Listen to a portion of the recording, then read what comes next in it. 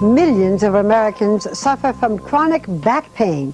We buy special pillows and special chairs, and we do exercises, we take pills, and sometimes we resort to surgery. But there are times when none of this works. Tonight, John Stossel tells us about a controversial but simple treatment that could end your years of suffering. It involves an adjustment, not to your spine, but to your mind. We hear it all the time. Oh, my aching back. I spent years trying to stretch mine. I've spent years on my back, doing phone interviews, talking to Barbara Walters, whatever, because I thought lying down might be less of a strain on my back. And millions of people have similar problems. Jeanette Barber's had back pain for years. Now the pain's moved to her ankles. For the last 3 years, she's had so much pain that she's had to use this electric cart to go to work. Of course, she's gone to lots of doctors and others. I've tried podiatrists, I've tried acupuncture, acupressure, orthotics, cortisone shots, anti-inflammatories. I went to a Chinese herbalist and boiled bark and drank it. Okay, I'm going to warm it up for a few minutes. On this day, Jeanette was trying the latest in physical therapy. Heat packs, electric currents, elastic bands to strengthen the muscles. But it hasn't helped. Hi, this is Keith Labus calling for Lawyer Keith Labus says his back's so bad he can't sit still. He uses a pillow, he changes chairs, works standing up, gives dictation on his knees. Now he's on physical therapy where his back and legs are massaged and then stretched. But neither this nor pain pills have helped. You've been to a neurologist, a joint disease expert, tried shiatsu, steroids, painkillers, stopped exercising, stopped working. I've tried everything. And your life has revolved around your back? Absolutely. That's all it's been about. John Collins' back pain comes and goes. Often it's so bad he has to miss work. Lately he's been trying whirlpool baths. I can be on my hands and knees, not able to even stand up, unable to sit and ride the train to work for a week. Something's going on. 7 million Americans miss work from back pain every day. The government says back pain costs the U.S. economy $50 billion a year in lost time and medical costs. Of course, doctors have said they have the solution. Surgery was once regularly prescribed. Fusing the discs was in.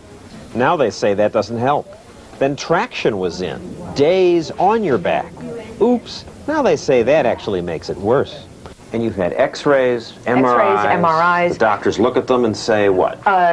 The last one looked at them quickly and said that he was, this is an exact quote, pessimistic about any recovery. And when I said, what should I try? He said, looks like you've tried everything. Jeanette complained to her boss about her pain, and that was fortunate because her boss happens to be Rosie O'Donnell. Please welcome our comedy producer in her little wheelie cart, Jeanette Barber. One day, O'Donnell put her on the show. Anyone out there who knows how to fix tendinitis so that Jeanette Barber can walk and get out of the wheelie cart, please call our show. Fix Jeanette, write us a little letter. A few weeks later, O'Donnell announced that the show had received hundreds of letters. Now, a surprising amount of people said that they recommended this man, John E. Sarno, MD. And he has the book Healing Back Pain is his book. Yes, and I have an appointment with him in 2 weeks. Dr. John Sarno is a professor of rehabilitative medicine at New York University Hospital. He's become a kind of back pain cult figure. Howard Stern talks about him as his savior. Don Imus, too. Actress Anne Bancroft says she went to lots of doctors, but only Sarno helped. How? Well, he doesn't operate on people. He doesn't give people drugs or exercises. He just talks to them.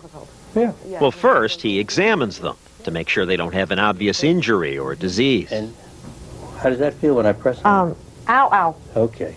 And then he has them sit in a room and listen to him lecture for 3 hours. Good evening, folks. Glad to see you all here on time. Here he tells people that the pain is in your head. Well, not entirely. The pain's real, he says, but the cause is in your own mind. But you have to do 2 things to get over this syndrome. You have to say, I know there's nothing wrong with my back or my neck or my shoulders or... Wait a second, how can that be? Almost all these people have x-rays where doctors have found some abnormality. Doctors told Keith his x-rays show 7 herniated discs. An orthopedist saw a bone crack in my back. On my x-ray, I had real stuff, some disc problems, a crack. Yes, and they are normal. But they were abnormal. Crack isn't normal. Yes, a normal abnormality. Sounds odd, but in fact, scientists have recently discovered that there's almost no correlation between pain and what shows up on X-rays and MRIs. Many people without back pain have disc bulges, and lots of people with pain have no structural problems. Even when they do, says Sarno. These abnormalities couldn't in a million years produce the kind of pain that people get with this syndrome. Why not? Because they're just puny little changes, and there's no way that they could affect the nerves to produce the kind of pain. People get these things at both sides of the back, and they're paralyzed, they can't move, and so on. I mean, it's ridiculous to blame that on a little bulging disc, and that's done all the time. Furthermore, he says, isn't it odd that it was only after ulcers stopped being a big issue that so many Americans started having so much back trouble? And isn't it odd that the incidence of back pain is growing at a rate 14 times faster than the population? Now, you have to say to yourself, has something terrible happened to the American back in the last 20 or 30 years? What kind of nonsense is this? Sarno tells people that they're causing their own pain, unconsciously, of course. He says it's the brain's reaction to stress or anger or fear. Rather than face the anger, the brain redirects your attention by reducing the blood flow to certain parts of the body. That causes pain, and that pain in your back or neck or ankle or wherever distracts your mind from the rage or unacceptable feelings. Doctor, would you say that pain acts like a lid? Yes, On top of it? that's right. This rage is sort of knocking at the door. It's trying to come out. Now, this is hard to believe. So I'm in such a rage about something that I'm making myself suffer. But don't you see, your brain actually thinks it's doing you a favor by doing this. By distracting me from what I really don't want to think about. Exactly. Frankly, I think this sounds highly unlikely. And I wouldn't even be telling you about this if 15 years ago, ABC correspondent Arnold Diaz hadn't talked me into going to Sarno. With one lecture, Sarno cured me of 20 years of back pain. It's so embarrassing. I can't believe I'm telling you about this, but apparently I didn't have a back problem. I have a personality problem. Well, what do you like, Jeanette? That's kind of important. I'm pretty much compulsive or an obsessive about things. In Jeanette's case, Sarno suspects her perfectionism is what's making her sick. You know. You really push. Yeah. Pushing yourself like mad. Yeah. What about this? He tries to lead his patients to what they might be angry about. That tendency to push oneself to be good, push oneself to be perfect, actually makes us mad inside. Keith is someone who holds his feelings in. So I noticed that you're in pain, but you're smiling. So maybe you are one of those guys who can't. Anybody who knows me says I'm always smiling. Even if I'm in pain, I'm smiling. Unconsciously, says Sarno, he's probably furious about that. Oh, You feel that? Yeah. Feel that a lot. the right trapezius. He works very hard. He tries to do everything perfectly, and he tries to keep everybody happy. That is enraging to the unconscious mind. Not that you really have to understand that and change your personality to get better. Somehow the knowledge has great therapeutic power. The knowledge that what they're suffering from is stress factors. After the lecture, our group said they felt hopeful for the first time in years. It's my last chance, but it's what's left. It's what nobody else has looked at. While we wait to see if they're helped, I should point out that most doctors remain skeptical of Sarno's claims. Orthopedic surgeon Dr. Thomas Errico, while admitting that medicine hasn't found a solution for back pain, doesn't think Sarno's theory is the answer either. This is not a mainstream theory with regard to back pain. Though he says Sarno isn't hurting anyone. Once you have eliminated a more serious diagnosis, then, quite frankly, if you choose the course of physical therapy or Dr. Sarno's theories, or even go into a cemetery and swinging a cat around your head 3 times, none of these are going to affect you adversely.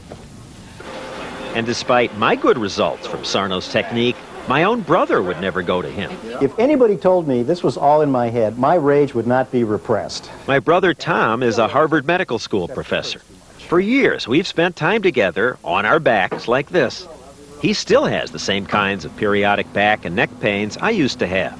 He'll go months without pain, But the week we taped this, he was having such neck pain that an orthopedic surgeon had him spending 45 minutes a day hanging from this bizarre device. This is, I think, fairly mainstream for neck problems. Dr. Sarno says neck pain, back pain, knees, ankles, it's all the same syndrome. The pain keeps moving around to distract your brain. Dr. Stossel doesn't buy it. We're talking about something very complicated, and this theory is very simplistic. Now, simple things are wonderful, but I don't think this cuts it. What do you have to lose? Why not go to Sarno, try it? There are a lot of ridiculous things I could do that probably don't work, that I'm not doing. But this worked for me, your brother. Well, as a scientist, I have to say anything's possible, but I'm not convinced. My brother, the doctor, he won't go to you. If they can't demonstrate it in the laboratory, it doesn't exist. There is no lab test that could prove Sarno's theory, yet he claims a 90% success rate. So week after week, these people who've seen a dozen doctors to no avail, they come to you and they get better? Yes. That's what Most happens. of them? Virtually all of them. Remember, they're screened. Can we go through your records and check for ourselves? Oh, sure. 2020's Deborah Runcie went through his files, picking patients at random. It's not a scientific survey, but of 20 patients she reached, all said they were better or much better. And the patients we followed, well, 3 months after Sarno's lecture, they're better too. Much better. I'm walking without pain, getting out of bed in the morning without pain, going about most of my activities without even having to think about any pain. It gave me my life back. John Collins says Sarno taught him how to make the pain go away. And now when the pain comes, you just tell yourself, I'm doing it to me? Well, I say that I know what's going on. Down boy, damn you, and... Down boy, damn you? Uh-huh. You're talking to your brain? Talking to my brain, to my back. And that makes it go away? Yeah. Just understanding it's not a physical process, but a mental one is all it takes. All three say that now, for the first time, they feel they have some control over their pain. And that now, when it comes, they just go about their business. Once in a while I get a twinge, yeah. Just absolutely. ignore them, go about your business. It used to be that I'd panic and say, where is this going? Is my back going to go out? And now I'm like, okay, this will be here for a little while, and it will go away, and it does. For Keith, it took about a month. John and Jeanette were pain-free 1 week after the lecture. I didn't think it would be as direct. 1 week they made us go to work on a Sunday. My ankles hurt for 3 days. And I thought that was really more of a direct correlation than I expected. So now whenever my ankles hurt, I just go, well, I must be testy. Jeanette made a triumphant return to the Rosie show. And now she's upset at how much time and money she's wasted on chiropractors and doctors. I'm estimating that I spent about $20,000, but I have had insurance the entire time, which means that it would really be more like $100,000 for medical treatment for a condition that was basically all in my head. But it feels like a miracle, because I had hoped that someday I would walk again. I really had given up that I would ever run. 3 months later, I can run. It's a miracle, I think. Oh, well.